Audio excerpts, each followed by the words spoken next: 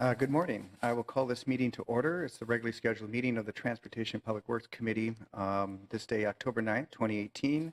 I will be chairing the committee, Councilmember Reich, and I'm joined by my colleagues, Councilmember Palmisano, Johnson, and Fletcher. We are a quorum and will proceed with today's agenda, of which we have 12 items, including public hearings and discussion. I will go through the consent items. Anyone can pull any item off as they wish. Starting with item 5, which is the temporary easement agreements for Cedar Avenue South, sanitary reconstruction project. Item 6 is the contract amendment with Global Specialty Contractors Incorporated for the Northtown Bridge Interpretive Site Project. Item 7 is the contract amendment with Hennepin County for road maintenance. Item 8 is the 8th Street South street reconstruction project designation cost having setting the public hearing. That public hearing is set for November 27th. Item 9 is the North Loop Paving Street Reconstruction Project. Again, designating cost, project site, and hearing, and that hearing is also for November 27th, 2018. Item 10 is the highway turnback deed for State of Minnesota for land adjacent to Trunk Highway 55. And item 11 is the sidewalk construction permit ordinance. Does any committee member wish to pull any item? See none, I move all consent items as submitted. All in favor say aye. Aye. Dissenting nay. We've been joined by the full complement of our committee, and we'll go into our public hearing section, starting with item 1, special service districts, our non-428A districts. Good morning, Director Hutchinson. Good morning, Mr. Chair, members of the committee. We have 4 public hearings today, the first of which is passing a resolution to approve the special services cost estimates, service charges for a number of special service districts as listed here. I'll introduce Andrew Carlson, who has additional information. Good morning. Good morning, Mr. Chair, council members. My name is Andrew Carlson, and I'm the project manager for special service districts. As you may recall, previously before you, we had our 428A districts on September 11th, which presented their 2019 services and service charges. As you may recall, 428A refers to the Minnesota statute that grants municipalities the authority to establish SSDs by ordinance. All the service districts before you today are our non-428A special service districts, or what we refer to as legacy districts, which essentially predate the 428A statute. But regardless of the district's origins, all special service districts allow property owners in a commercial area to collectively impose service charges on themselves each year to create a pool of funds. 100% of these funds are directed back into the district in the form of enhanced services and special amenities. These enhanced services and special amenities are over and above what the city ordinarily provides. Each special service district is guided by an advisory board, which is composed of property owners or their representatives within the district. Each advisory board recommends the services, service frequencies, estimated budget, and service charge methodology for their district. Special service district service charges are paid through their regular property tax statements issued by Hennepin County. The funds are then transferred from the county to the city, which uses the funds to procure the services described in the annual work plan and budget. The City of Minneapolis Department of Public Works, or the district management entity, in the case of a self-managed district, implements the recommended services most often through a competitive bid process through a third-party vendor. The city provides the advisory board administration, procurement services, contract management, and vendor performance monitoring. The advisory board members also monitor the service delivery throughout the year to ensure services are meeting the expectations property owners have set for the district. So today we have before you the Uptown, Dinkytown, Central Avenue, Eat Street, Stadium Village, Linden Hills, Lowry Hill, and 48th and Chicago special service districts. All are seeking approval of their 2019 proposed services and service charges for a combined budget cost estimate of $1,360,000 in private investments within the Minneapolis public right-of-way. So back in June, Public Works staff worked with each district advisory board to recommend the services, prepare estimated budgets, and review their assessment methodologies for the coming year. These service charges would be collected in the 2019 real estate taxes in the same manner as special assessments. Each affected property owner was mailed a notice of public hearing with the service charge amount 10 days in advance of today's hearing. Staff therefore recommends the following: passage of a resolution approving the special service charges and the budget cost estimates, service charges and list of services, and directing the Department of Public Works to proceed with the work. That ends my presentation, and I'm more than happy to answer any questions. Any questions per the staff presentation? Seeing none, I will open the public hearing. And this is public hearing item 1, special service districts. Anyone sign in? No one sign in? Please come forward and state your name and address for the record. Thank you. Stephen Shackman, Stephen Scott Management. I've done 3020 France Avenue South. I've done business in the city of Minneapolis for 50 years. I'm no stranger to some of you at this hearing. We have a building on 2309 27 Hennepin Avenue. We've owned it since 1948. We're not going anywhere with it. We just spent $300,000 in improvements this last year to that particular building. While I support the service district, my issue is very simple. There's one set of standards on the Hennepin Avenue side where I'm going to be assessed $4,755 on top of my $90,000 real estate tax bill and other bills. And there's another set of standards that the city follows on the DuPont and 24th Street side of the building. Very simply, on the Hennepin side of the building, we've been a testing area since the implementation of this service district. First, city comes in and enhances us with a service district. We embrace that. They plant trees on the boulevard, takes away from the vision of the building. I've got commercial tenants that are screaming left and right, as well as residential tenants. Few years later, after we paid for the trees, city in their infinite wisdom, after a dispute with us, takes the trees out. Now I've got on my boulevard, where I've just paid approximately $4,000 to the service district, stumps sticking out of the ground, and they're still there. Service district installs mulch in the front of our building, where I'm paying $4,700 and some dollars in taxes. Mulch disappears. Later on, service district installs grass in the front of my building, where I'm paying the same amount of money. Grass dies. Grass is gone. I agreed this year with Mr. McLaughlin, because they're doing some testing after they put in a impervious system out there that went to heck in a handbasket real quickly. If you'd like to see what I'm talking about, drive by there. If I would allow the back of my building or the side of my building to be in that condition, I'd have a ticket. So I have a problem paying $4,700, which I'm passing on to my commercial tenants over there that are on a shoestring. Autopia, Auto Body, Pizza Hut, who pays no CAM charges to me. Studio 23, Cat's Meow, First Fit Running, and Red Savoy Pizza, and a 121 Barbershop. I'm tired of being the testing ground over there. And I'll pay it, no problem. Just give me the services. But don't ticket me on the 24th Street side of my building and on the DuPont side of my building when the city, through no fault of the service district, isn't enforcing anything on the Hennepin Avenue side of the building. Not the least to say that I'm going to get it torn out again because you're going to redo Hennepin Avenue.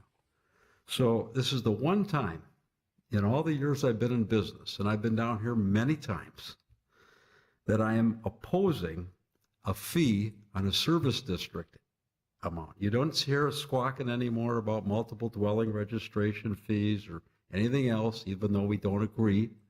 It's okay to disagree to agree or agree to disagree. But this has got to be put off until we get some resolve over here. And I don't want to be the testing ground anymore, and I don't want the city ticketing me like the park board did because I trimmed the doggone trees because they were in our way, and then you tore the trees out. So I don't know what to tell my tenants, and I'm hoping you can give me some guidance. Thank you.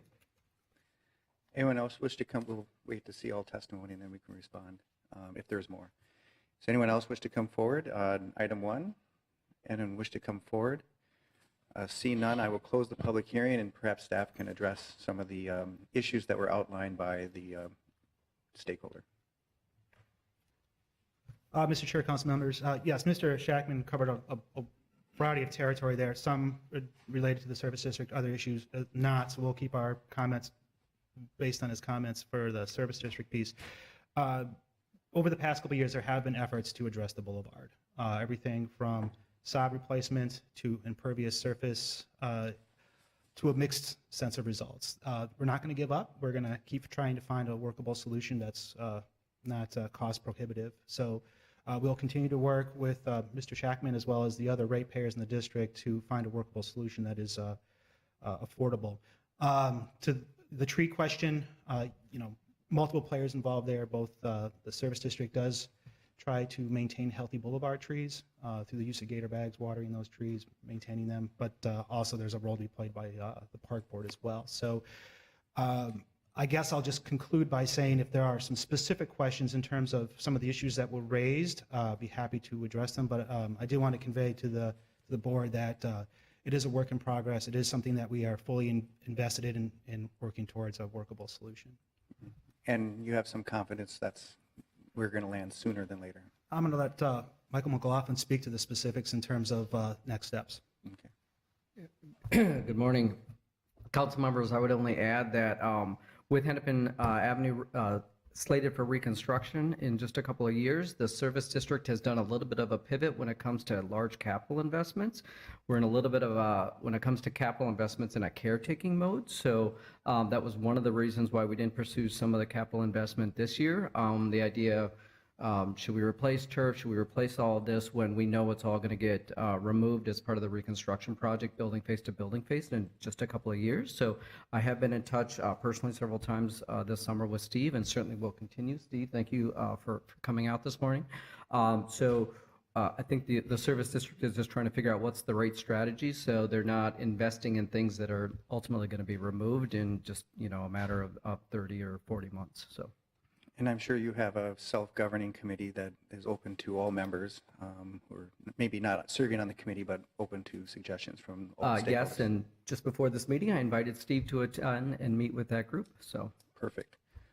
Any further questions regarding the matter before us? Seeing none, I will move item 1, special service districts, as submitted, noting further work in the area based on testimony today. Councilmember. Thank you, Mr. Chair. I just want to note that this, the block that we just heard about is in my ward, very close to my house, actually, and I'm happy to continue to follow up with all the stakeholders and the property owner and try to be helpful as I can to resolve the issues that were described. Thank you. Any further discussion? Seeing none, all in favor of approving item 1 as submitted, say aye. Aye. Dissenting nay. That carries. We can now move to public hearing number 2, 4th Street Southeast Street Lighting District, establishing said district. Mr. Chair, members of the committee, this is passage of a resolution to proceed in adopting the special assessments for street lighting on 4th Street Southeast. And this is Bev Warmka with Transportation Engineering and Design, who will present additional information. Good morning. Good morning, Mr. Chair, council members. As Robin said, I am Beverly Warmka from the Transportation Engineering and Design Group. Here presenting for the public hearing for the 4th Street Southeast Lighting District 18 LD1. The lighting district consists of non-standard Minneapolis pedestrian scale lighting on 4th Street Southeast between 25th Avenue and Malcolm Avenue Southeast. The above standard cost then would be assessed to the adjacent properties. The total above standard annual and operation and maintenance cost is $9,506. This results in a linear front foot cost rate of $2.54 a linear foot. This project is part of the Towerside Innovation District and the overall planned streetscapes for that corridor, as we just did the reconstruction along that corridor last year. Today, Public Works is asking City Council to pass a resolution ordering the work to proceed and adopt the special assessments, and I will stand for questions if there are any. Any questions per the presentation? Seeing none, I will open the public hearing. We'll start with the person who signed in, Spencer Young. Please come forward and state your name and address for the record. morning, council members. My name is Spencer Ung, and we're the first generation in the U.S., and we have a family-owned business called U Garden Restaurant. It's located on 2725 University Avenue. It's been there for 25 years, and this property sits between University Avenue and 4th Avenue, where the constructions are, redevelopments are. I feel that the process of adding additional specialty lightings and increasing our fees has been misrepresented. If owners and tenants are going to pay for these additional upgrade lighting assessments, we need to be more informed and have a say in it, like a vote on it.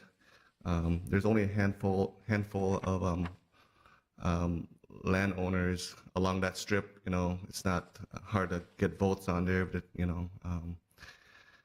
and I feel that there needs to be a ballot or a vote emailed out to all the landowners for him to have a vote, rather than just getting an assessment letter saying, hey, there's assessment going to be going on and to pay up pretty much. This is not a good process. I'm asking that there be a delay in approval of this until the majority of the property owners approve or disapprove of the additional fees to our tax bills, and then come to the city council for approval or not. There's nothing fancy about 4th Street, in my opinion. They took out the special out of 4th Street when they dropped the ball in not removing the light poles, between the 27th and 29th there. There's light poles along the streets there. When they did the curbings and stuff, they should have removed those and buried them underground. They did not do that. They left it for future landlords or tenants, future landowners, developers to bury the light poles, electrical poles themselves. And there's no guarantee in that they'll do that, because it's up to them to do that, and who knows when the land will be developed. It may be there forever, pretty much. If and also, with the LRT light rail coming through there, it's been a lot of adjustments in our business. A lot of property tax increase already. We've, as a family-run business, we're feeling the pinch of it with all the developments around there. Property tax have increased quite a bit already. It's basically, you're basically pushing the small businesses out of the area with all these increases in property taxes here. And we're a family-owned business, and we watch every dollar we spend. I feel that 4th Street can be a standard lighting. It's fine. If you want to put more money in the buck, put it on University Avenue where it's needed more. It's been neglected on University Avenue. 4th Street, it's just a back street. University Avenue is where all the traffic is, all the main use are. More bang for the buck. Well, I think you've made your point fairly well. Is there any additional commentary, and so that way we can have other people comment, and then also staff can respond? Okay. 1 minute. Oh, sure. Okay, thanks. I also oppose this project because the U of M is not paying their share, or has not been asked to. It's not fair for all landowners to pay, and while the U of M is getting use of it, also they have properties there as well, and they have not been asked to pay that. Thank you very much. Appreciate your time. Thank you for raising these issues.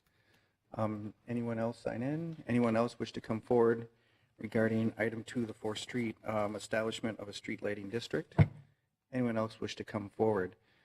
Seeing none, I will close the public hearing, and I think some significant questions have been raised in terms of outreach to get the documented buy-in to establish such a thing, and therefore be able to justify the additional assessments. Also, the U of M's contribution, I think, were some key points, but others were raised as well.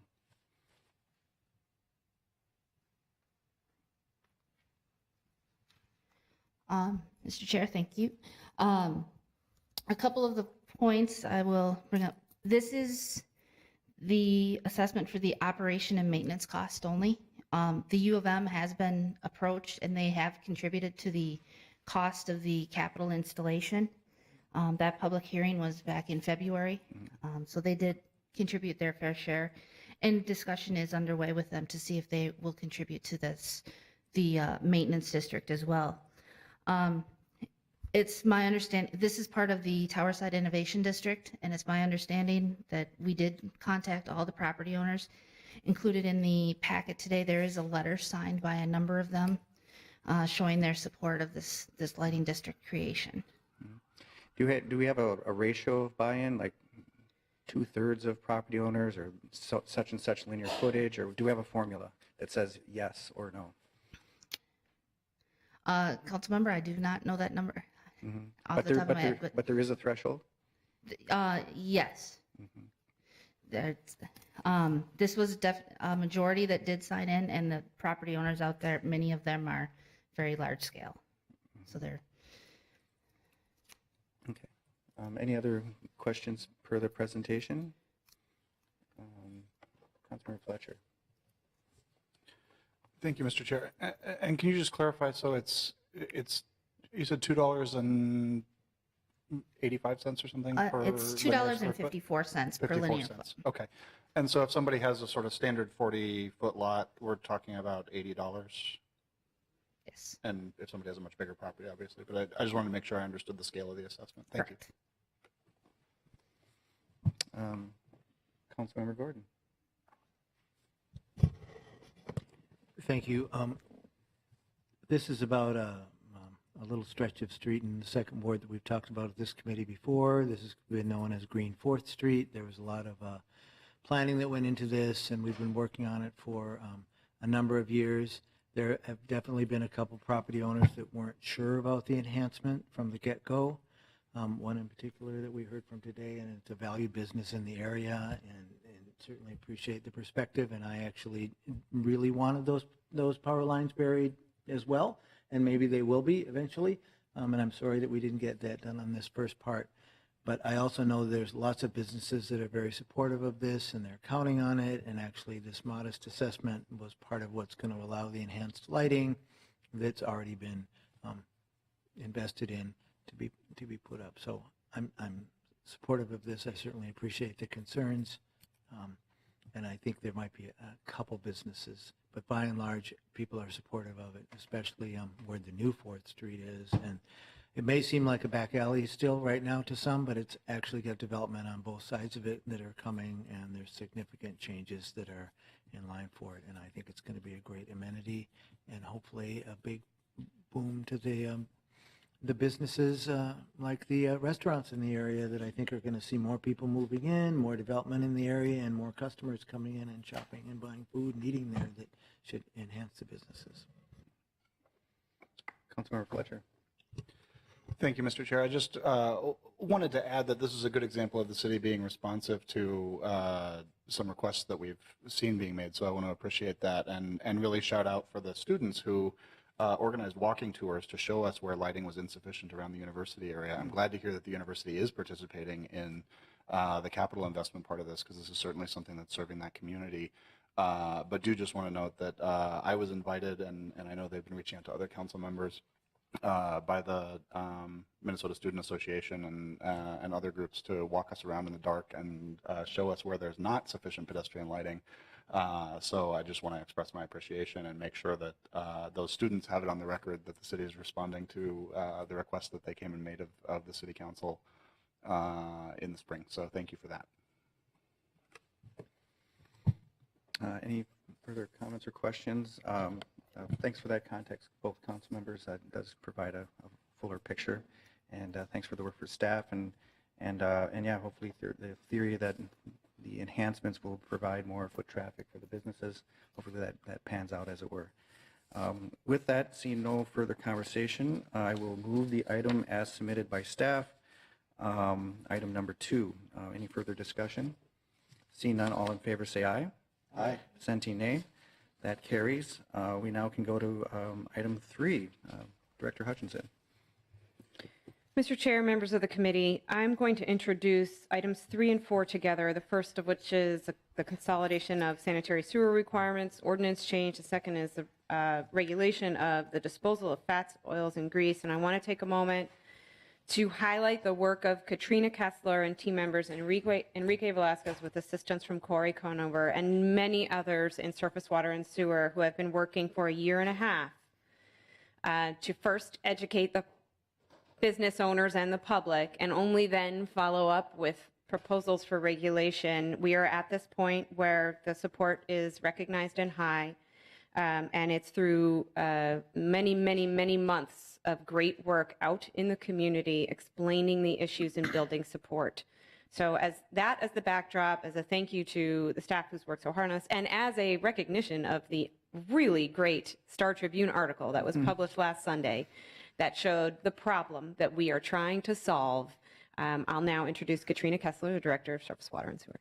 Good morning. Good morning, Chair and council members. I'm happy to be here today to provide background on the proposed amendments to Title I, Title II, and Title 19. Together, these updates consolidate and kind of modernize our sanitary sewer requirements involving rain leader disconnect provisions, private sewer lateral responsibilities and requirements, billing and meters provisions, and most notably establish a formal program to mitigate risks and costs to our sanitary system from fats, oil, and greases. So I'm happy to answer questions on any of the proposed changes. However, I'm going to give a brief presentation now on FOG, fats, oil, and greases, which I will refer to as FOG, and specifically why this is an issue, why we need to address it now, and how the proposed changes to the ordinance set us up to minimize costs and risk going forward.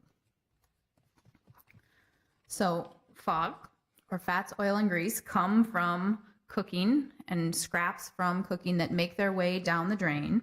And just like consuming greasy foods can clog human arteries, over time, these substances will build up in pipes and restrict flow. And ultimately, when that happens, the worst case scenario is a wastewater backup. So this manifests itself in basements of buildings, homes, restaurants. And not only is this a smelly, gross mess, it represents a huge cost to building owners and ultimately to those who are impacted.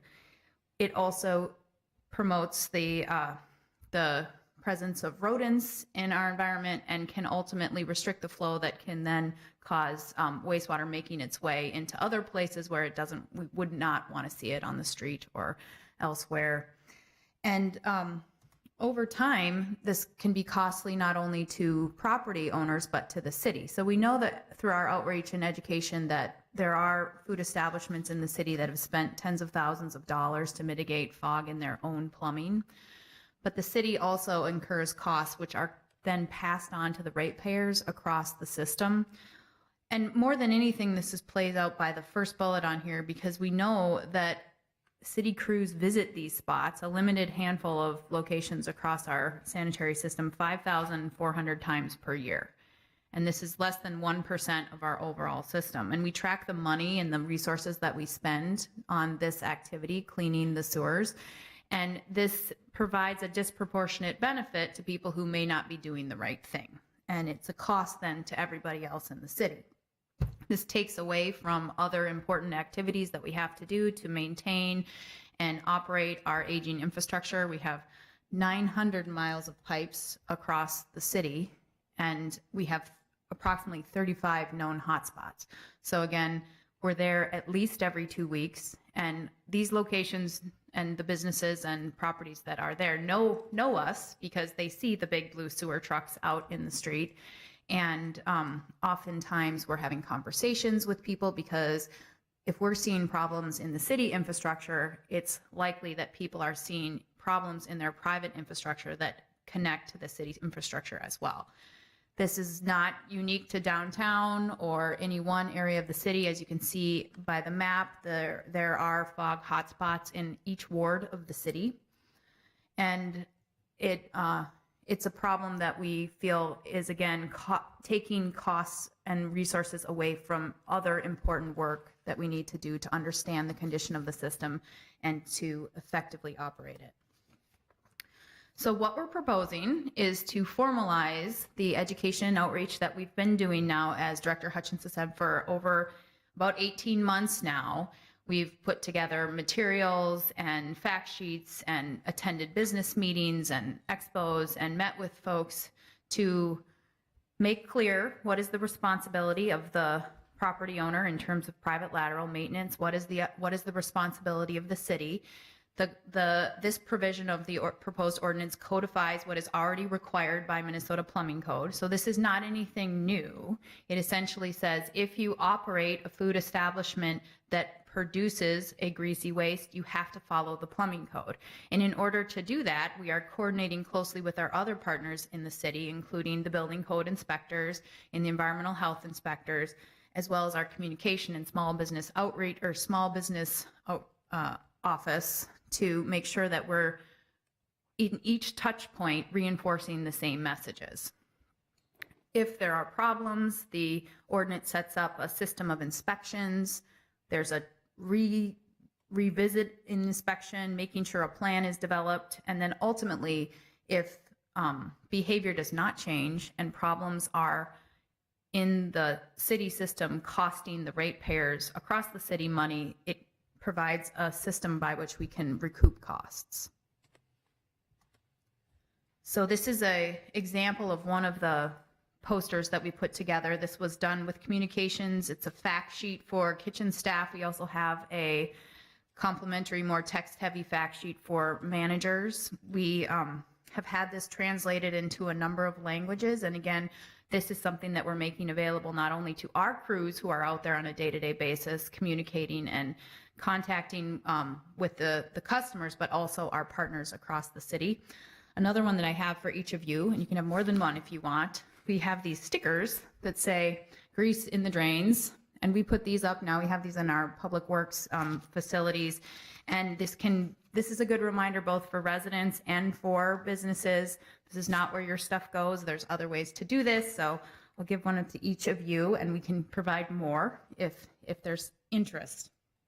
We've also been promoting this through as much as possible our social media. There's a plan to do a utility billing insert, so that will go to everybody who receives a hard copy, as well as to put something in the electronic bill before the end of the year.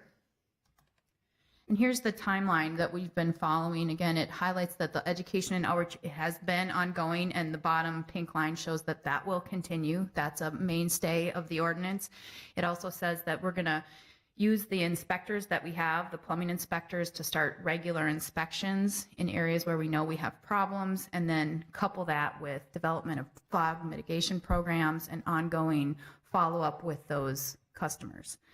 And at this point, I'm happy to answer any questions that any of you have or members of the public. Any questions per the staff presentation? Seeing none, though the presentation was part and parcel 3 and 4, I will just take 3 and 4 in order, just procedurally. And so I'll open up the public hearing for item 3, the Consolidating Sanitary Sewer Requirement Ordinance that's before us. Anyone signed in for that portion of it? Anyone wish to come forward? Seeing none, I will close the hearing on item 3. Any further discussion from the committee? Seeing none, all in favor of item 3, say aye. Aye. Dissenting nay. And then moving to item 4, the regulation of disposal of the fog, fats, oil, and grease ordinance. Any discussion from committee members? Councilmember Fletcher, followed by Johnson. Thank you, Mr. Chair. I just wanted to add my thanks to the staff who worked on this. None of us ran campaigns on fats, oils, and grease and talked about that issue much, but it's obviously one of the things that helps keep our city running. So thanks for your diligence and for putting a solid proposal together. I appreciate your work. Councilmember Johnson. Thank you, Mr. Chair, and my appreciation as well to staff for working on this issue. It's obviously an important topic, and it's shocking that you have to go out every 2 weeks to some areas. I mean, it just goes to show the size and scope of the issue, but we appreciate all the efforts to keep the system running. Thank you. Any questions, comments? I will extend thanks as well. I mean, there was no shortcuts in terms of the preparation and education to the stakeholders. They were really brought along the whole way. The outreach techniques that you used were expansive and obviously effective. And so just that pre-work was very, very impressive. And now we can shift into regulation and maintenance on a scale that I don't think any city can really, I think we're peerless in the sense of what we're trying to do because we laid it out so well to do it. And I think that's really important. And Councilmember Flex, you're correct. I don't think I specifically ran on fog, but clean sewers was kind of implied. And so if the sticker format could be translated into buttons and T-shirts, maybe we can kind of get the word out in our kind of persuasive kind of way. And so with that, I will move item 4 that's before us, regulation of disposal of fats, oils, and grease. It's a new ordinance that will be on the books. All in favor, say aye. Mr. Chair. 17A. That carries. Oh, yes. Mr. Chair, that item was also noticed as a public hearing. Mm-hmm. Oh, okay. I think I combined Oh, them you here. combined them? Okay, great. Yeah. Thank Yeah, you. so the conversation was part and parcel, but I procedurally felt it was noticed separate. So, sorry, clerk. We'll coordinate that in advance next time. Sorry. So with that, I think we just said aye. We had 5, 6 ayes. Okay, so that carries. So with that, we concluded our items that were public hearings and can go into discussion. And that will begin with item 10, the highway, item 12, the only discussion, snow plowing, city sidewalks feasibility, and I believe this was based on a staff direction. Director Hutchinson. Mr. Chair, members of the committee, in May, Public Works presented the results of a study of winter maintenance for both pedestrian facilities and bicycling facilities. That was accompanied by an internal, more in-depth supplemental analysis that we provided, in which we recommended a set of actions for this season. The council, the committee, the Transportation and Public Works Committee asked for some additional information than what was presented in that pair of documents, both the report and the supplemental, regarding specifically cost and feasibility of the city taking on snow clearing on sidewalks. We have prepared, I want to thank Mike Kennedy and his team. This has been quite extensive work over the last 6 months or so. Lisa Cerny heavily involved, Jenny Hager supporting. We have prepared that information for you today in response to that staff direction from May. So with that, I will ask Mike Kennedy to work through the analysis. Good morning, Mr. Kennedy. Good morning, Mr. Chair, members of the committee. Thank you, Director Hutchison. As Robin had said, at the May 15, 2008 Transportation and Public Works meeting, Public Works staff received a staff direction which read in part to prepare feasibility and cost estimates for snow removal from city sidewalks, including possible tiers of implementation. Today I'm going to talk about that. I'll present that as a receive and file report. Hopefully give you some information maybe you haven't heard before. Some of it may be repetitive. Talk about some of the work we've done to try to understand some costs, some research into other cities, and hopefully fill in some gaps and give you some good information to move forward with. Because this is about sidewalks, I thought it would be worth looking at just reviewing our current sidewalk snow and ice control ordinance. I'm going to beg your indulgence. I know you know how to read. You can read this, but I'm going to go ahead and read it kind of for the public just to get it out there so we all sort of remember what we're talking about and put this all in context. So Chapter 445, Snow and Ice Removal. The person having the care, custody, or control of any building or lot except 1 and 2 family dwellings adjoining, abutting, or bordering on any street located within the city right-of-way, or the city shall, within the first 4 hours of daytime after the ceasing of the fall of any snow, different writing back then, cause the snow and ice to be removed from the sidewalk adjoining said building or lot, and the owners, occupants, or persons who have the care, custody, and control of any building that is a 1 or 2 family dwelling unit shall cause the snow and ice to be removed from the public sidewalk abutting or adjoining the lot upon which such building is situated within the first 24 hours after the ceasing to fall of any snow, and shall cause sand to be sprinkled on the sidewalk or the snow or ice upon the sidewalk that cannot be removed. So we have 2 situations. We commonly refer to the residential sidewalks as having the 24-hour standard, and commercial sidewalks being under the 4-hour standard. So that's where we're at. That's where we need to work with. In general, it's pretty much recognized that the property owners are the owners of the sidewalks, and they are charged with care and custody of those sidewalks. And so we have a program. We're big enough. We have a sidewalk department, and we look at the summer repair of the sidewalks, and then also the winter snow and ice control. And we because those sidewalks are in the public right of way and are an important part of our transportation network, we do enforce the sidewalk ordinances. So today, I'm going to break this down into 3 categories of consideration. First, I want to talk about cost estimates. We'll get that out right in front of us so we know kind of what we're talking about. I'm sure that's what most people are interested. Secondly, I want to talk about the level of service expectations. In other words, what do you get for that cost? What do you get for the money? And then thirdly, the feasibility of our being able to do something like this. So for all categories, there are 2 possible tiers of implementation, what I've called supplemental plowing service or continuous plowing service. The supplemental plowing service is a service that we would do based upon a threshold of snow accumulation. We wouldn't do it all the time. We would do it when there's a certain accumulation of snow. That mimics our snow emergency regulations, and it also mimics what Rochester, New York does, which is a city that's often referred to as sort of the model of sidewalk snow plowing. So supplemental service is defined as only plowing at a certain snowfall threshold. For these estimates, a 4-inch snowfall was chosen to parallel our typical snow emergency threshold, as well as our corner clearing program. We also clear the corners on that 4-inch threshold.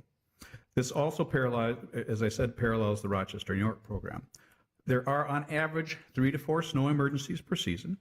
For this analysis, Public Works assumes that there may be one other time that a call-out might be desired to deal with successive smaller accumulations. Just an estimate. Continuous service. I couldn't come up with a better word for this. I didn't want to call it full service because it's not full service, but we picked a smaller threshold, which is almost 0. Continuous service is defined as responding to any snowfall of a 1/2 inch or more. Over the last 10 seasons, the 0.5-inch threshold, the 1/2 inch threshold occurred about 18 times per season on average. So that's not much snow, and sometimes you get a 1/2 inch or less, and the sun comes out and it's not even there the next day. So but it's almost that continuous level of service. So let's move into the cost estimates. Oh no.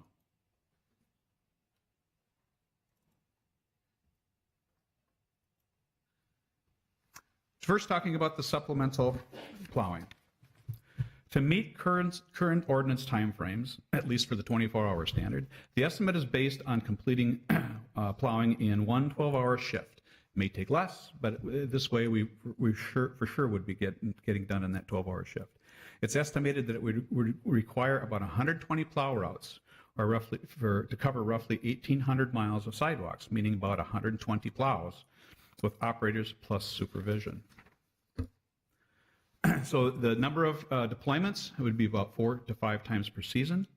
The estimated annual cost, which does not really include ongoing equipment recovery and replacement, we believe would be somewhere in the neighborhood of $4.5 to $6 million per season. The initial startup cost, there would be some initial startup and capital costs to buy all the plows, get all the equipment that we would need to do. That would be about another $4.5 million.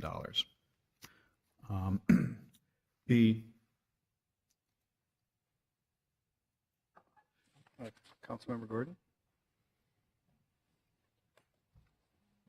So I'm curious about how many of the sidewalks are we plowing for the 4.5? I mean, what's the 1,800? How many miles of sidewalk do we have in the whole city, and what are we plowing? Mr. Chair, Councilmember Gordon, we have about 2,000 miles of sidewalks, roughly. There's actually 1,960. This is based upon about 1,800 miles of those. So basically, most of the sidewalks. I'll talk a little bit later about why some might not be included and things like that. But basically, this is to plow all the sidewalks in Minneapolis.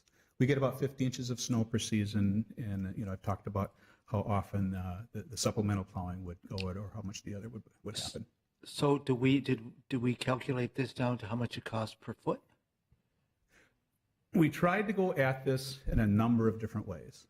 One of the ways we did was we looked at our cost for our equipment and labor and tried to figure out how often, we looked at how many routes, how many plows we would have to have in order to complete it within that 12-hour period or better, and just calculated out the cost. Another very simple way that we looked at it, we also kind of compared that to some other cities' costs that we have that were talked about in the winter maintenance study and what we've looked at. But another very simple way that I looked at it is we have a cost that we talked to you about plowing protected bike lanes, budgetary cost, or trails, the cost for plowing trails. And that's about $2 per linear foot. We've been using that number for quite some time, and it's proved to be fairly accurate. Plowing sidewalks would not be a whole lot different than plowing those trails. We just take a pass and off we go.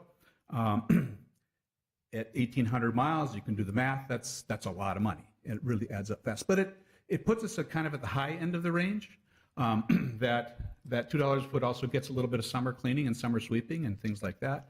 And it gets some snow and ice control, or some ice control, which we wouldn't be doing here.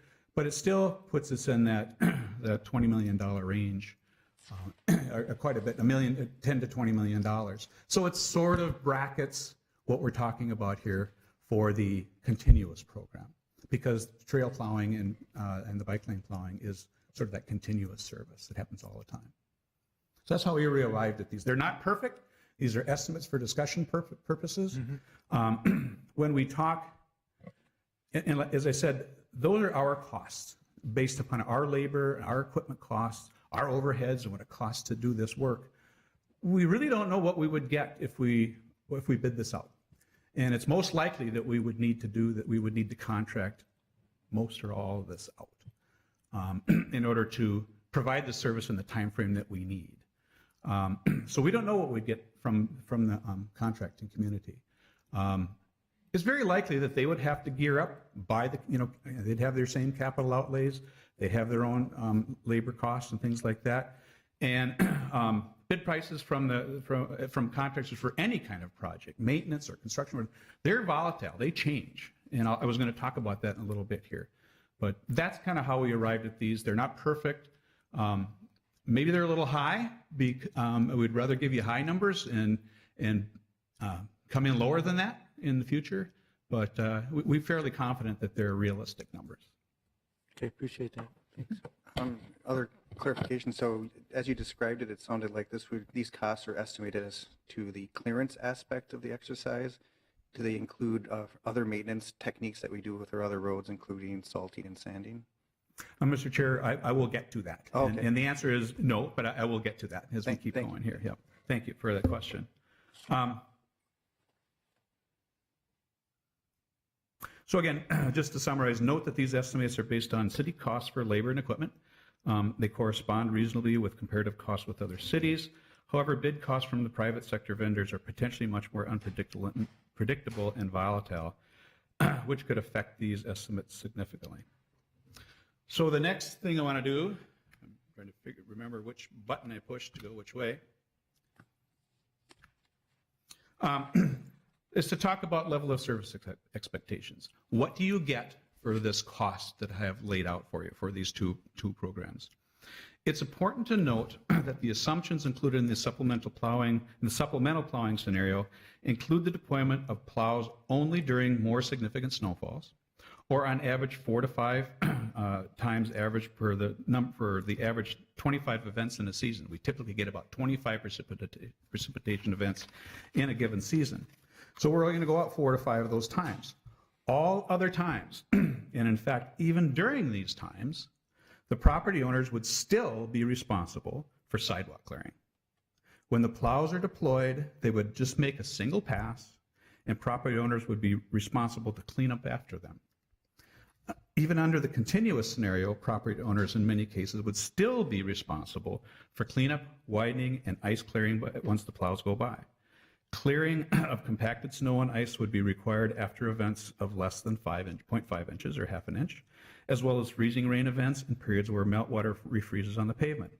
Under all scenarios, this analysis does not include any de-icing or sanding services. And then remember the ordinance, when it gets to a point where, we've got the super low temperature, we've got bonded ice to the sidewalks, and you can't scrape it off, we want people to sand, so that at least there's some traction. This does not contemplate that. The property owners would still have to do that. So, if you don't believe me about that, let's look at the Rochester, New York ordinance. And I won't go through the whole thing here. Basically, they talk about the owner of a building and stuff. They talk about 9 a.m. to 8 p.m. or 8 p.m. to 9 a.m., depending on when the snow falls. But here's the interesting sentence in there. This is in their ordinance. When the snow is removed from sidewalks by city contractors or city employees using plows, it shall be the duty of the owner to remove the snow and ice remaining after such plows have gone through. The onus in Rochester is still on the property owner. In fact, I asked them, I said, do you hold the contractors responsible to operate within your ordinance? And they said, well, in fact, we consider the contractor an agent of the property owner, and it's the property owner that is still responsible. So that's what I mean, what do you get for your money? I think there might be some misconceptions out there that Rochester plows their sidewalks, everybody's forgiven, and nobody has to do anything. And nothing could be farther from the truth. The properties are still completely responsible for this. What this does is, remember, Rochester is a lake effect city. They're on the south side of one of the Great Lakes, and they get 100 inches of snow per season compared to our 50. They get big snows. I lived out in the Utica Rome area for a number of years. I know what that's like. You can remember roads being, having windrows this high, really fairly consistently. So this was just to give a booster to those big snows and help people out. It's almost more like a heart attack prevention strategy than anything else. Councilmember Johnson? Yes. Thank you, Mr. Chair. And I take that point seriously about heart attack prevention. I was talking with somebody who worked in the emergency department, and in one night they had 5 men come in and passed away from snow removal. So it's a serious thing. I'm wondering, with these cost estimates, what the cost is per homeowner. I look at, or for the average homeowner, I look at Rochester, New York. It's about $35 for the entire year. And as you mentioned, they have twice the snowfall rates that we do. How many times are they clearing per year for that $35? They have 2 strategies. One is they will do a full deployment, the full call out, and they'll plow they have 800 miles of streets, and they'll call them all out, or they have what they just call some arterial routes. If it's a smaller event or they're getting close to hitting their budget, they will hold back and just plow the arterial routes and things like that. That $35 is what they call an embellishment fee, is how they recover their costs. They do stay within their embellishment fee. Their budget's about $1 million a year. Translated to us, you double that, it's a couple $1 million. But I'm going to talk a little bit later about why they enjoy lower costs, I think. And comparing costs directly from city to city is fraught with peril. It's very difficult to do. We can't even compare our costs evenly with St. Paul, let alone out in another state and things like that. So it's very difficult to take those numbers and translate it to us. If we were to, I think we have something like, it's around 150,000 properties in the city, so you could maybe do a little bit of math there. I hadn't taken that step to find out what it would cost per property, but it's about 150 properties. So you could take these numbers and do that math if you wanted to, and that's something we could take a look at further after this. Yeah, it would be helpful to have finance equalize that out based off the average property. Obviously, if you have a large, expensive property, you're going to be paying more than somebody with more of your average size $200,000 or $250,000 property. But it'd be interesting to see how it compares to that $35 annually. Obviously, these are big numbers that you have estimated, and so to get down to what does it actually mean and what does it feel like to your average homeowner, and especially if they're receiving twice as much snow as us.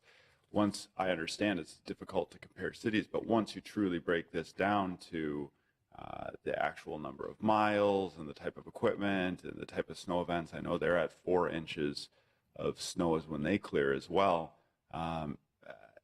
We get roughly, and you say it in your report, we get to roughly the same price as other cities, give or take. And so it would be very interesting to know, because they have more snow, is that twice as many clearings as we're doing? So would it balance out if we're roughly the same cost of removing snow as them? Is that then $17.50 annually for residents, or is it $25 annually for your average resident, or what it is? And I understand you don't have those numbers right now, but it would be great to work with finance to have some follow-up after this on those numbers.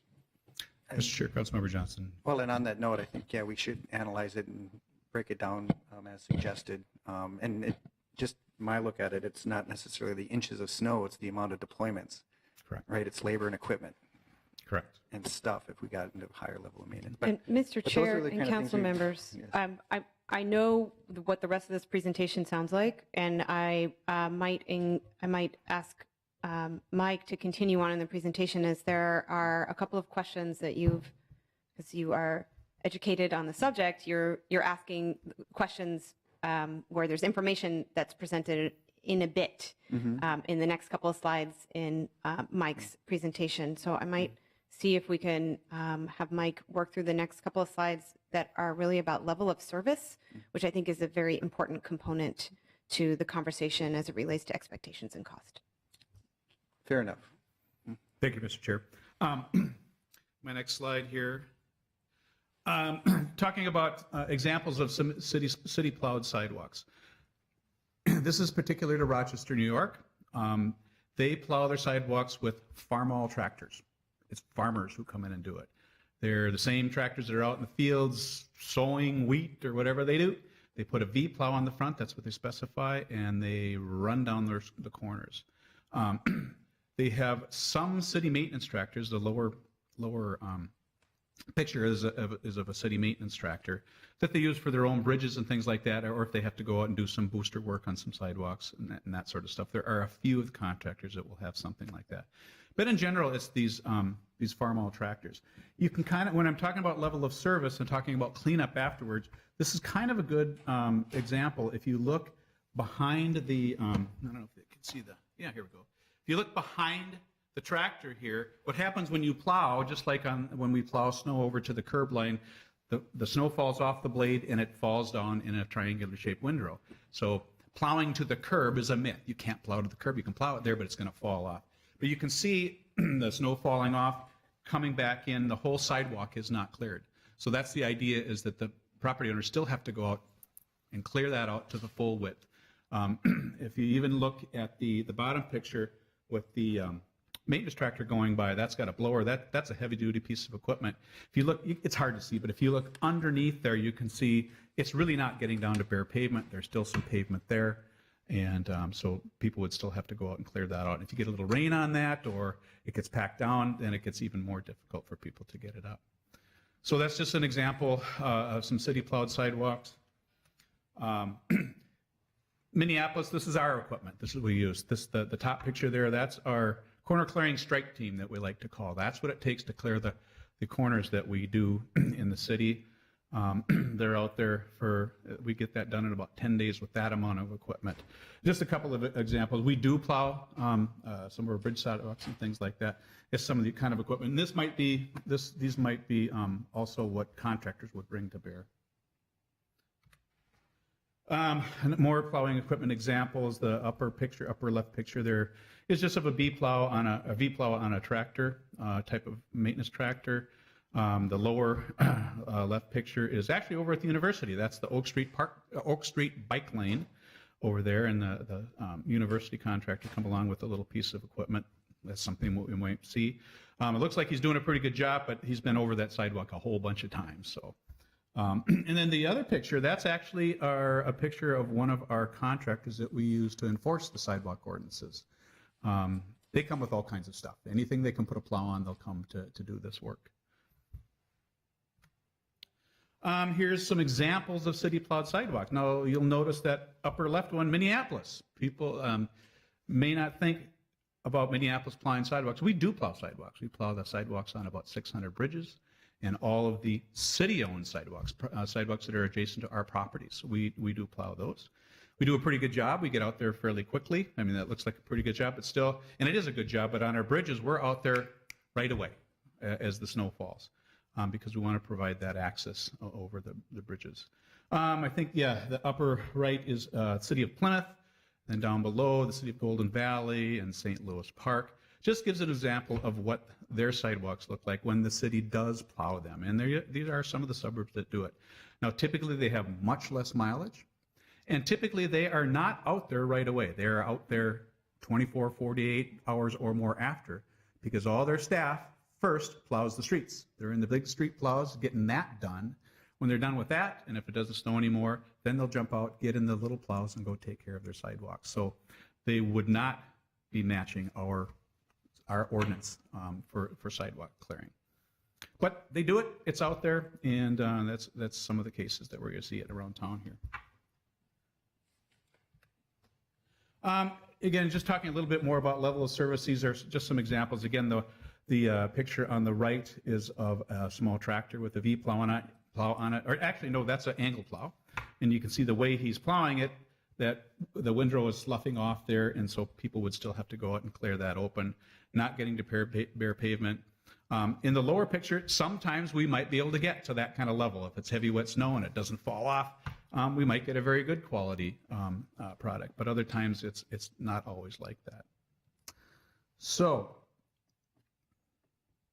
I want to talk about the fact that the service delivery timing in our proposal does not meet the 4-hour clearing standard required by ordinance for properties other than those with the 2-family dwelling units, 1 or 2 family dwelling units, commonly called the commercial properties. Those are typically wider sidewalks requiring additional passes or clearing around streetscape items. A single pass would probably be made, but we're just blowing through. It would still require a quicker response on the part of those property owners. They would probably be there first, and even further additional work for the property owners at these locations. So we would also need to think about how this would affect our downtown core, how it would affect our special service districts where snow and ice control, in many of them, snow and ice control is already a city service that they pay for, and other large commercial areas. Would we include them in this at all? Or should we just bypass them? And then if we bypass them, how do we answer their question, hey, I'm not getting the service that you're giving to somebody else? So it just gets kind of complicated. Those are just things we would need to think about. In researching the supplemental program implemented by Rochester, New York, they note that compliance remains an issue. Public compliance really remains an issue, as people may simply not comply with the rules because they're just going to wait until the plows come by when they get the bigger snow. So that may be an unintended consequence of actually plowing. Even in that continuous service or a lower threshold, we would still see that problem. If people won't go out and do the work, what they are supposed to, then we won't have the kind of sidewalk that we want to have. This last level of service slide, these are examples of sidewalks that have not been taken care of. They're not fully compliant. The picture on the left here is a sidewalk that has been walked on, packed down, frozen down. If it were to snow and the city were to come by and plow that off, when you're done, that's still what you're left with.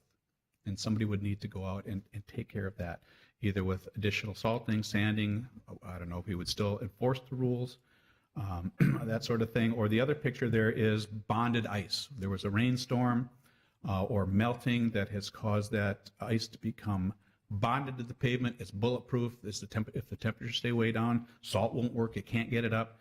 Somebody should really be applying some sand to that. And that's not part of what would be contemplated in our program either. So just examples of the level of service and what would be, just having a realistic expectations of what would happen out there.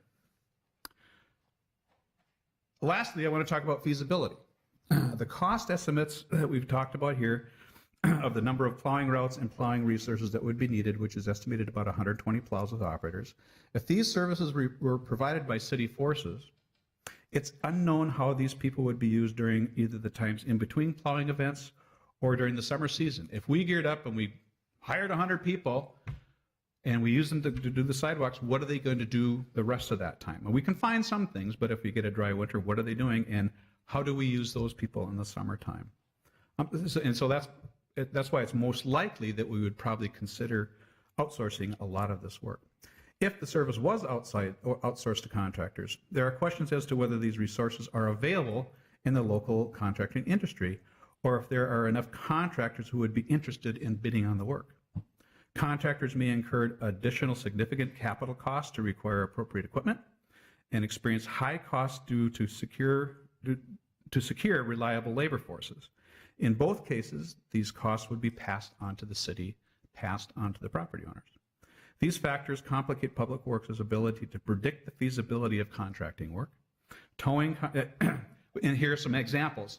Towing contracting for snow emergencies and street sweeping, as well as our alley plowing services, are two examples where it seems that we have saturated the market. Expanding the need for those services may either be impossible or extremely inexpensive. Right now, we contract for snow emergencies and street sweeping. We contract, I think it's for 88 tow trucks. We don't know if there's any more out there. If we really wanted to get more tow trucks, we don't know if they're there. We might not be able to find them. We're competing with St. Paul for tow trucks too. And it's all based on bids, and if they make more money in St. Paul, they might go there instead. So we've kind of saturated that market, and that's what I'm saying. If we tried to get 120 plows from the industry out there, we're not sure that it's there.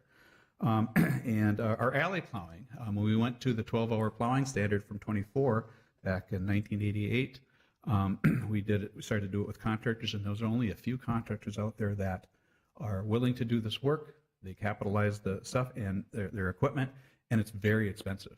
It's very expensive to get those 4 to 5 alley plowing services each year, just because we've sort of saturated that market.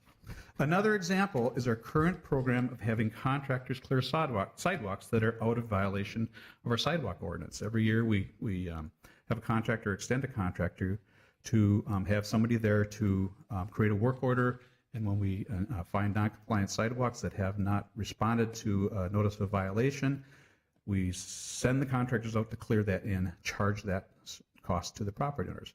The bid prices have come in that result in a wide range in costs to the property owners, from $164 per lot in one season to $202 per lot in one season to up to $315 per lot in another season. So you can see there's a swing of double there that is being absorbed by the property owners based on contractual bidding. We've had some contractors that started out, they hit us with the low costs, and they didn't come back because they found out they weren't making any money. So we see that some of the higher costs. We've got a stable, a good contractor right now, but we don't know what in the future. That contractor would be someone we'd be competing with to do sidewalk plowing. And so we'd be even stretching our own resources, our own ability to get plows from the industry.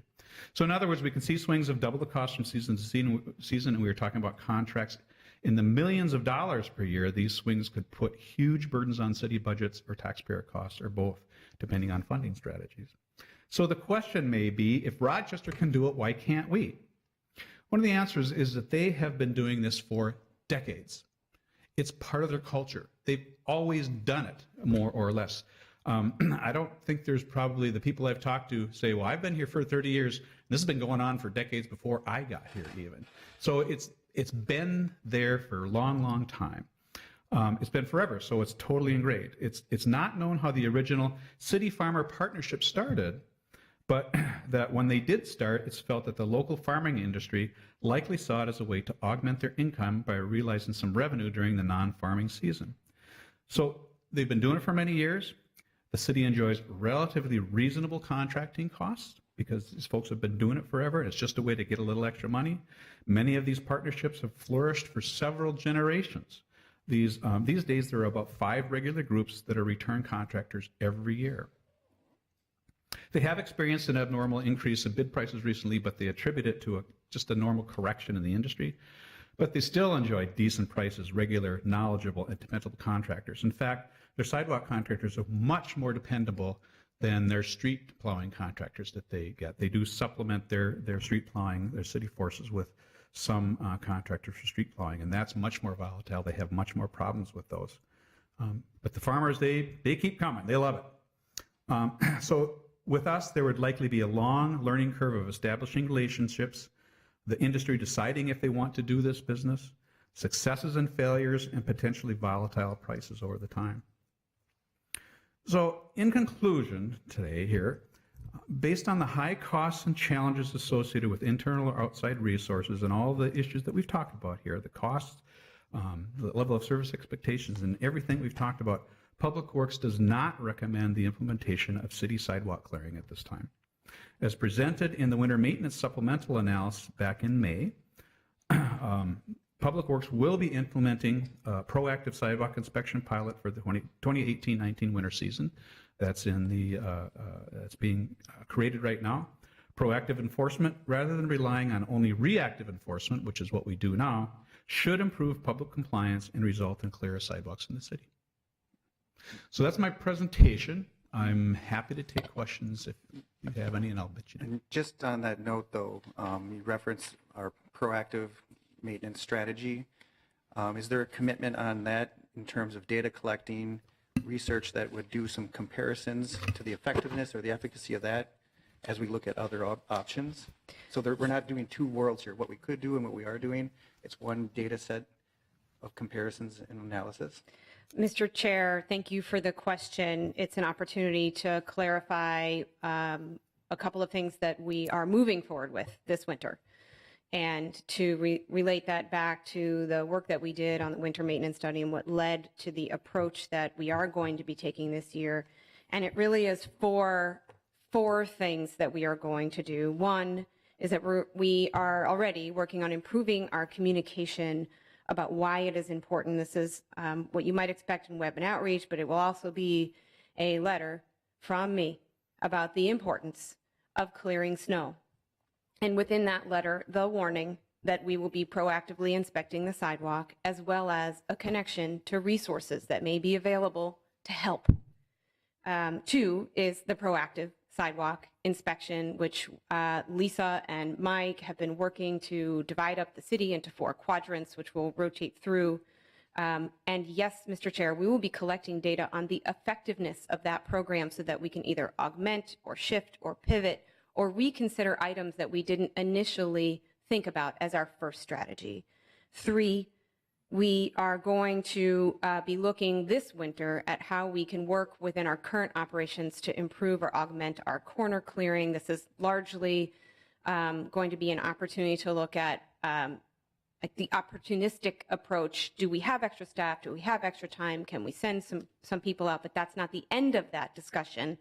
We are gathering additional information through our transportation action plan that may lead to expanded policy and expanded approaches to corner clearing. And Jenny Hager is going to be leading that work this year through this winter. And then 4th, as I mentioned, we are working on developing a list of connections for people if they can't shovel their own sidewalk. If we're going to be doing the proactive inspection, we need to make sure that we help people get assistance when they need it. Those are 4 doable strategies that we can do at a very minimum of expense. You will see that come through in our budget presentation in a few weeks. For a minimum of investment, these are 4 strategies that we can do right away.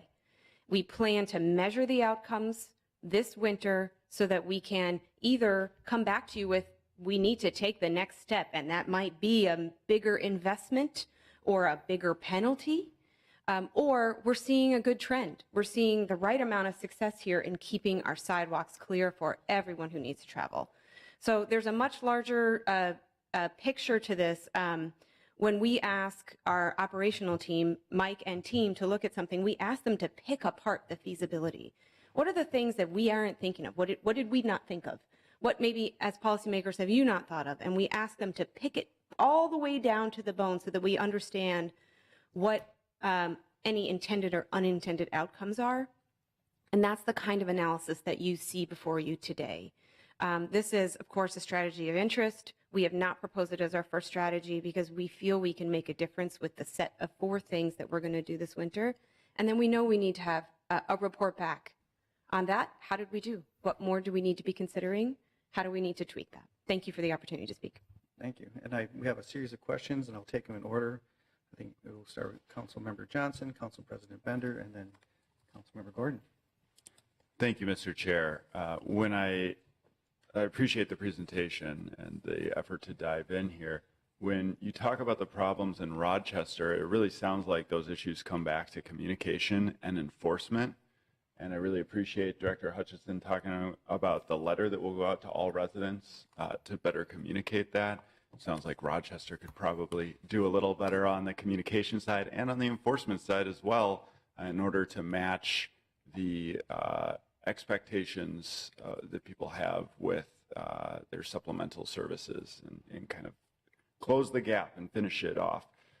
One of the issues, though, you talk about is these 120 operators. What would they do in the summer, and what would they do when they're not plowing, and the ability of the market out there if we're going out to contractors. And when I think about our city values we passed to work innovatively, creatively, I wonder, have you given any thought to decentralized clearing? And when I say that, I'll put it this way. My wife and I went out. We were so frustrated by the terrible condition of the sidewalks last year that we went out and we got a plow. And we're committed this year. We're going to just go around the block and plow everybody's sidewalks because at least we can manage our little area ourselves. Have we looked at what would it take to at least put it out there and maybe pilot it and see if there's some way to incentivize individuals and identify one person on each block or at least the majority of blocks that can go out and do this and improve the condition of the sidewalk by getting to that correct expectation in the correct amount of time. Mr. Chair, Councilmember Johnson and Mike, as this is a very interdisciplinary conversation, there have been several people working on this. Mike has been asked to run down all the feasibility on what it would take for us to plow snow, but there are other folks that are working on it. So I might just jump in and say that that is an idea that I won't say that it has legs so much as it's going to be implemented this year, but we know that that is an opportunity.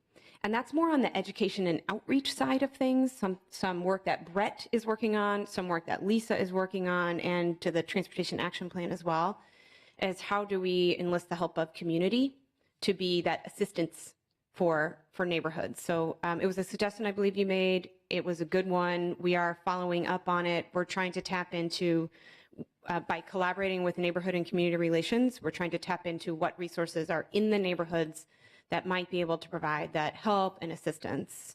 So the answer is yes, a little bit less on the operation side, a little bit more on the communication outreach side. Gotcha. And yeah, I just think that, we have all sorts of examples of this. If we look at Uber and Lyft, for instance, I mean, you can call up a ride by somebody who's willing to dedicate their time to doing that. And so if we can get to a system like that where we can identify out of the 400,000 residents that we have, I'm sure we can identify several hundred that are willing to participate in a system like that and help clear sidewalks, and that they view it as both a form of contributing back to the community and doing their part in a public service, and that they're passionate about it. I mean, my goodness, we can find people passionate about every subject out there in the community, including fats, oils, and grease. I'm sure there's community members stepping up on that too. So, I think we can get there. Not so much. No, that one, no. We'll work on that. We'll work on that. A little smellier. Yeah. Talking about the supplemental report and what you're going to be doing this year, I appreciate what Director Hutchison said about this and the quadrants. Can you go into a little more depth, please, on how that's going to work? And is there a part of the city you're going to have as a control group versus experimental, where you're going to be able to see what the actual difference is when you go out there? Is there any particular quadrant that's going to, every time there's a significant snow event or every time there's a snow event, there's going to be that proactive enforcement? How are you going to measure success in this area? Mr. Chair, Councilmember Johnson, as Mike said, we're still really developing this, but I want to ensure you that this is very data-driven so that we have a number of different ways to analyze the results and look for opportunities as we need them. The thought right now is to basically split the city into 4 quadrants, roughly half the city north-south, roughly half the city east-west, and then within those quadrants create smaller areas and then assign different inspectors to go out and proactively inspect after every half-inch event, collect data whether their sidewalks are in compliance or not in compliance, and then move those not in compliance through the compliance process. Again, kind of gathering data, knowing which properties, being able to analyze how we can make improvements. Do we have repeat offenders over time? Are they always new? Is it different in a smaller snow event versus a larger snow event? So all of that information will be part of what we intend to collect and gather this year. And then what is the capacity around that? I mean, are you going to be proactively enforcing every sidewalk at least once this year, twice this year? How many folks are going to be out there? I actually hope we don't have to enforce any, but if we do, and because there will, or if there are some that are not in compliance, yes, all of the ones that we identify through this proactive process will go through the compliance process. Well, I think my question is really, for the proactive process, will you be at least doing one pass on every individual sidewalk at some point after an event? Let me make sure I'm answering your question correctly. So I think your question is, will we inspect every sidewalk this year? Is that, am I understanding? Yeah, if I decide not to shovel my sidewalk at all this year, which I obviously won't do because I shovel religiously, but if I didn't, right, you know, what are in my quadrant, is my quadrant at some point going to be picked? Is my sidewalk going to be evaluated at some point? Is everybody going to get one pass of proactive inspection at least this year? Mr. Chair, sorry, I want to jump on this one because it relates a little bit to, we're not sure yet, and it depends a little bit on budget discussions. So we've requested, and it's been recommended to receive a bit of funding for staff that will augment our inspections and our ability to do each and every sidewalk versus our ability to do really pilot areas will depend in part on how those discussions unroll. Thank you. Appreciate that. And then I just really have essentially one question left. I mean, at the risk of jinxing us here, it could snow in less than a month, potentially. Knock on wood, hopefully it doesn't. But how quickly is this letter going to go out? And then do we have these assistance programs in place to include in the letter and communicate out to residents who might be physically unable to shovel their sidewalks? Mr. Chair, Councilmember Johnson will just continue with the team effort on responses. As you can see, this is a very important topic for Public Works.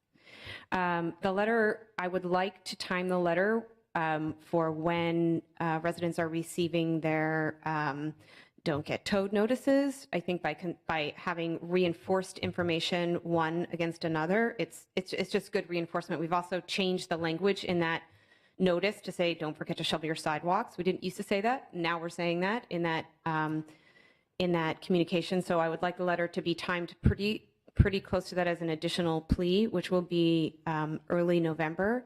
And as many resources that we have been able to identify up to that point will be included. Thank you. And Mr. Chair, Councilmember Johnson, I'd just like to add, we also anticipate a broader communication campaign around this, updating our website and that kind of thing. So the website will continually improve and add to as more resources to support that clearing become known to us. Council President Bender. Thank you, Mr. Chair. At this point, I think I just voice my thanks for the suggestions that are coming forward for things to try and measure this year.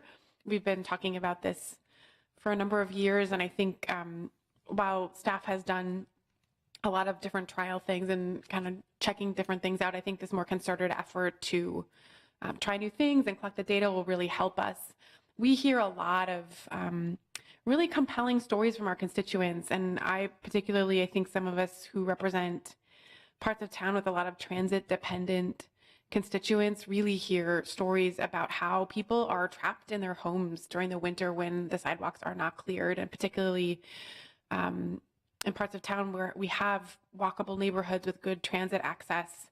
You know, we have a lot of constituents who depend on our sidewalks to be able to get around. And I think that's why there's so much interest in this and so much passion about this issue. So again, really appreciate, a really action-oriented approach to this and trying new things and then adjusting. I think we've kind of passed the time where, we can, take these smaller scale approaches, and we just need to kind of get out there and try some of this each winter as we go and continue to get better. And particularly, the corner clearance, the bus stop clearance, and then, when we have our plows going through and kind of repiling snow on those corners, those are things that I really hear a lot about in Ward 10, in addition to just the challenge of getting through our sidewalks if people have any kind of mobility challenge, particularly if they're in a wheelchair or otherwise using some kind of assistance to walk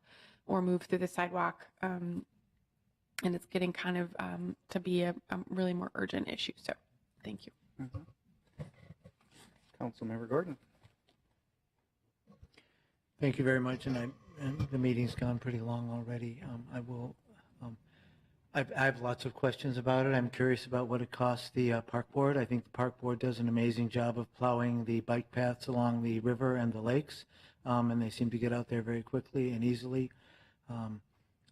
I'm also curious about if we looked at Crystal or Golden Valley or Bloomington. Crystal has a hybrid where they plow some of themselves and others they don't. Bloomington plows all of the sidewalks as well as all of the streets. They say they go out there typically 10 to 12 snowfalls per year. They've got over 2,000 miles of road, 250 miles of sidewalks. They do the skating rinks, the municipal parking lots, and the walkways. The average cost for these services per household is about $10.80 per year. They don't get out there in 4 hours, of course, and I don't think that would be the expectation.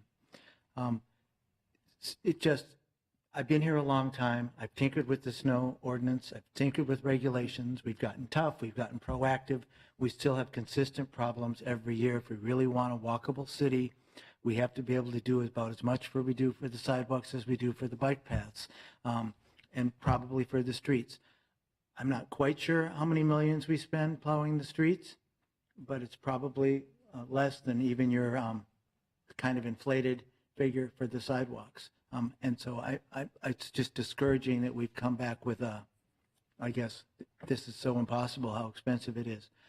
I'd like to know how many miles of pedestrian priority corridor sidewalks we have. Mr. Chair, Councilmember Gordon, thank you for allowing me the opportunity to show my last slide that I had prepared. Just a little bit of history. We started plowing corners or put a focus on clearing corners about 5 years ago, I think it was. And what we did is we identified a set of what we called then pedestrian priority corridors. It was based upon this map that you see here, which was actually developed a couple of years prior to that as a light pedestrian lighting corridors. So you can see it was focused around many of the activity centers and focused on many of the arterial streets, things like that. It was the best we had at the time, and the criteria to develop pedestrian priority corners or lighting corridors probably is about the same. So this worked fairly well. This is a system that could certainly be tweaked, and I believe with their action plan and some of the other things we are looking at tweaking, and with the winter maintenance study we talked about tweaking this, but there's a lot of people that figure we don't have a pedestrian priority corridors, but we do, and this is what we based our corner clearing on. So we use this to adopt the corner clearing routes. I've heard the question before, why do we have to wait for 3 days before we can start? We could start early, but the problem is, remember, it's all about sequencing, and Councilmember Bender just sort of hit on it. We could start earlier. but there's no windrows to clear. We have to plow the streets before we can clear the corners. There's no windrows, there's no corners to clear until we're done. So that's why we wait till the end of the snow emergency. That was what we proposed to do and what was accepted. That in fact we start on night 3, the first night after. Actually, we start clearing our corners sooner than that. We're out there downtown clearing corners immediately, night 1, day 1, and night 2. And then we expand out from there. But the big focus on clearing these, and I can't remember the time frame. I think we said we get these in 4 or 5 days or something like that. You can see, I showed you the picture of our strike team that shows the amount of equipment and effort that goes into that. But that's why we can't start earlier than day 3, or 3 days later, and we do keep going. But we produced, we set a budget for that. That budget was approved.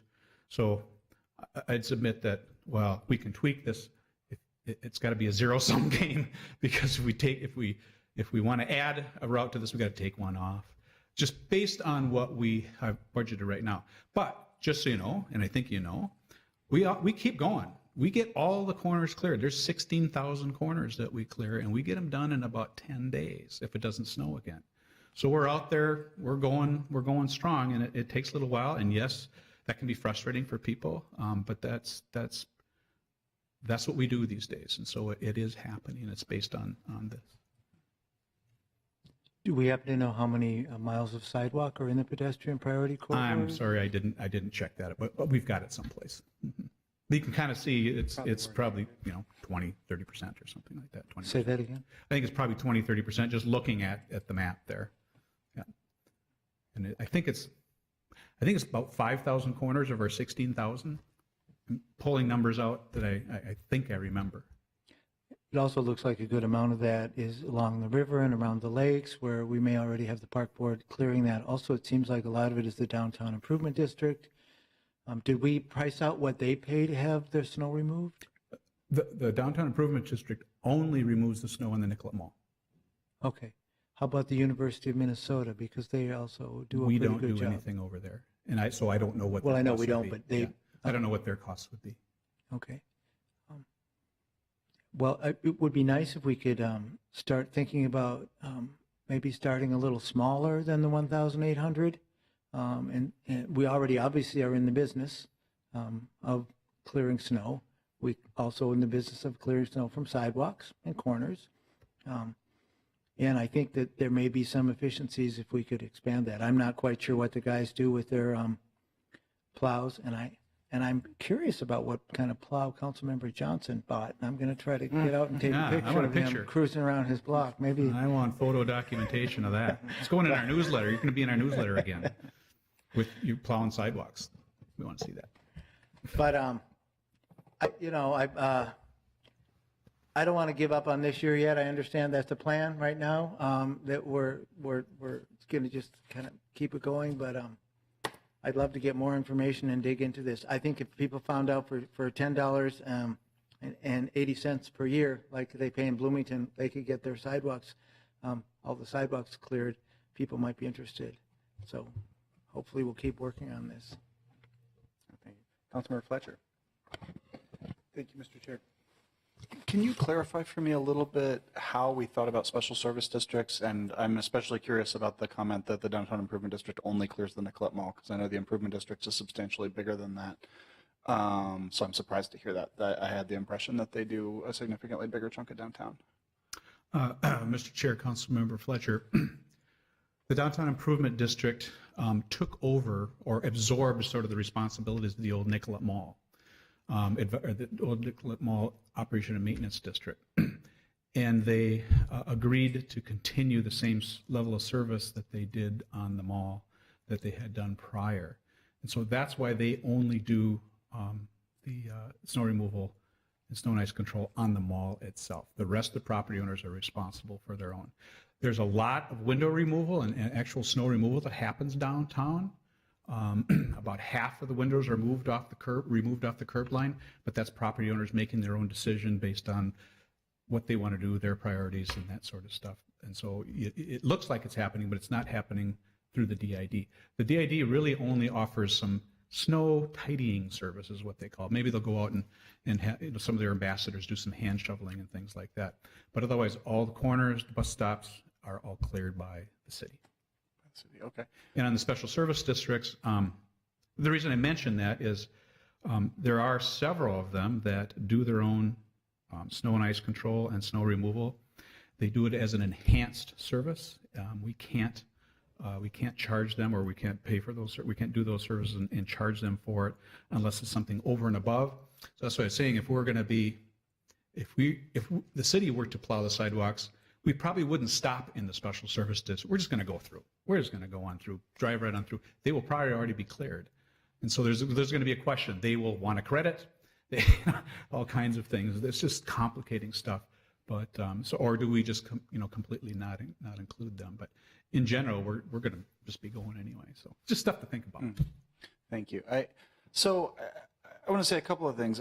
One is that I want to express appreciation that we are improving our corner attention and really thinking about that. I think it's going to make a huge difference for people. And I have gotten a lot of feedback from people that the way we, if we treated our pedestrian commuters, if we treated cars the way we treat our pedestrian commuters, nobody would stand for it, right?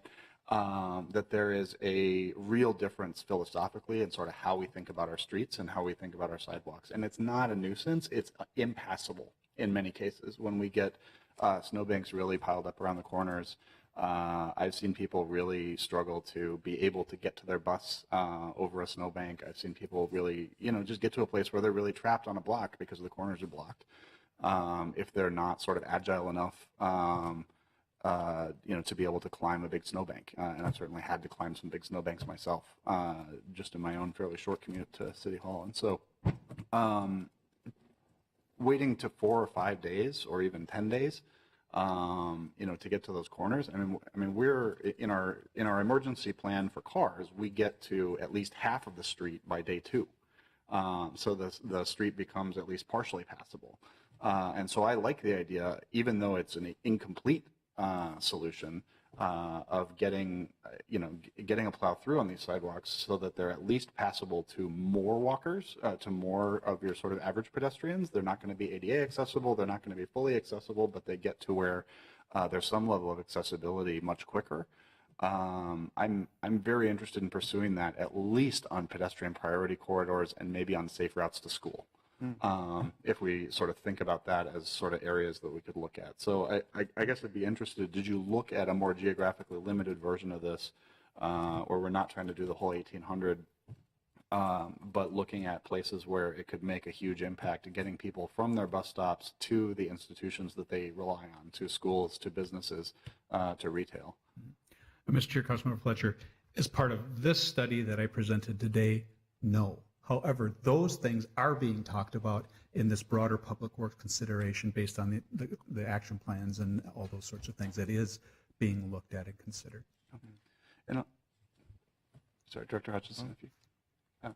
I'll say that the other thing that I think is worth looking at is I think it does make sense to me that we would have a different approach for areas of density as opposed to areas of single-family homes, not only because there are more people walking on each sidewalk and it serves more people, but also that more people come to activity centers from outside, so there are going to be more pedestrians even than who live on a block who use those sidewalks, and so the usage is going to go up. So it would make sense to me to see a sort of targeted clearing based on levels of density, to really think about what are the areas that are actually getting used.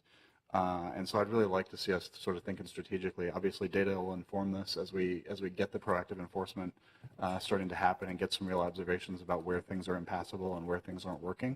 But I want us to really have an eye towards where do we impact the most people, where are we the most helpful, and recognize that it might be that people living, on a single-family block are, okay to shovel their own sidewalks, and we don't have to make this 1,800-mile intervention to have a huge impact for a huge percentage of our residents.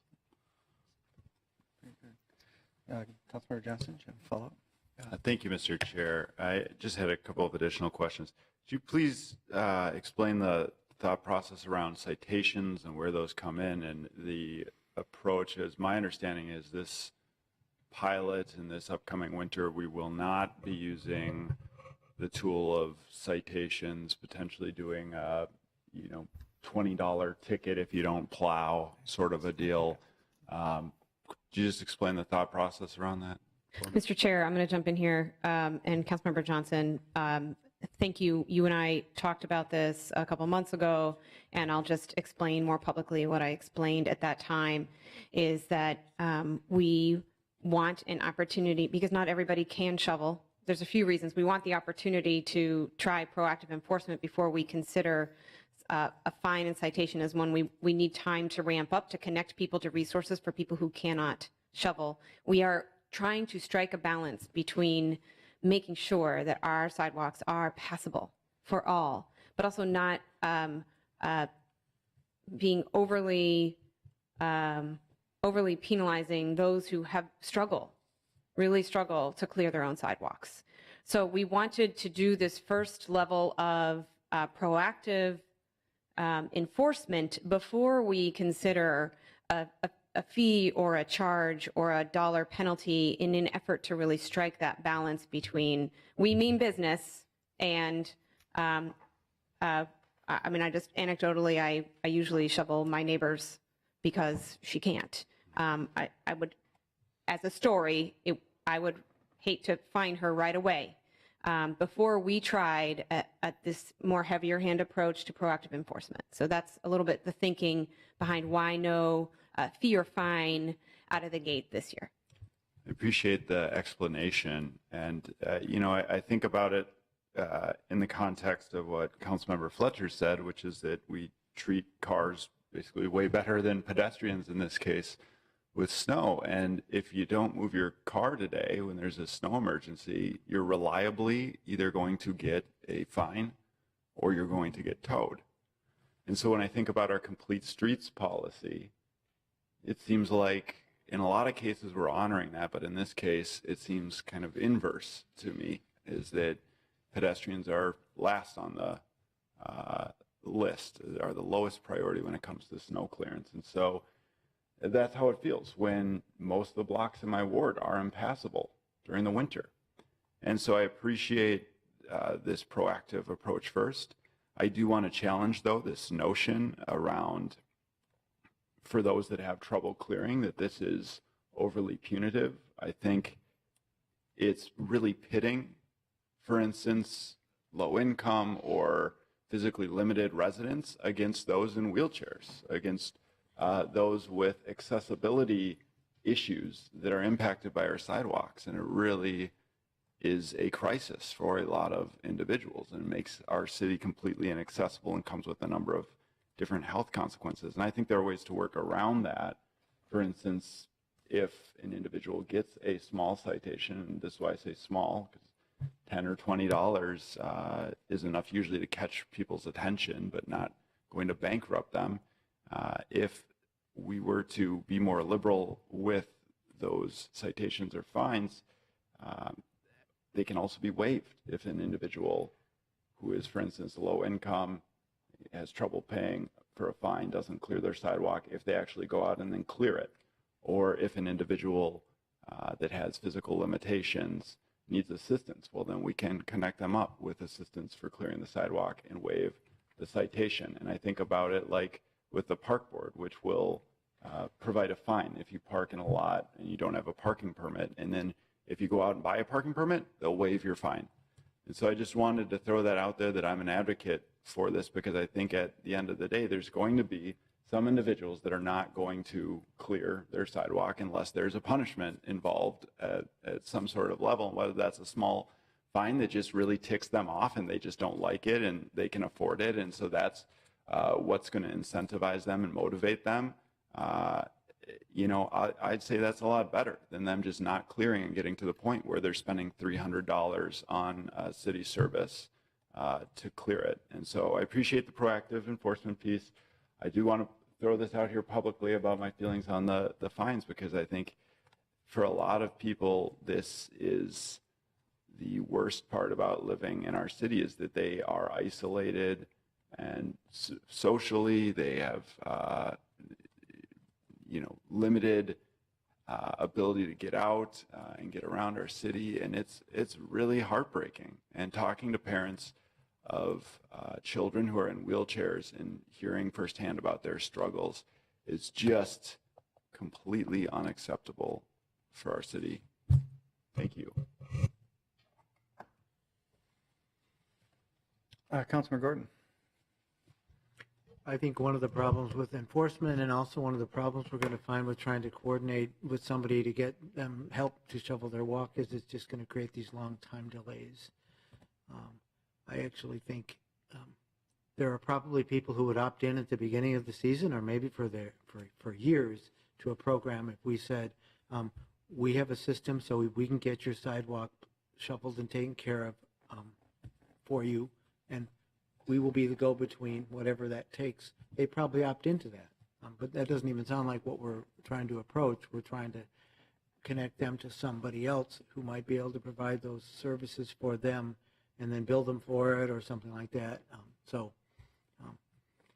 I don't know. I just wish it didn't take us so long to figure it out and do better. And we're absolutely right. There'll be areas that we know have heavy wheelchair use and accessibility uses, and the people there know they have it, and they have it every winter, and they're going to have it again, and they're going to have it again, and they're going to have it again, or around schools where we're not going in there to help clear the pathway so the kids can get to and from school and walk over there, and there's opportunities for us to do it.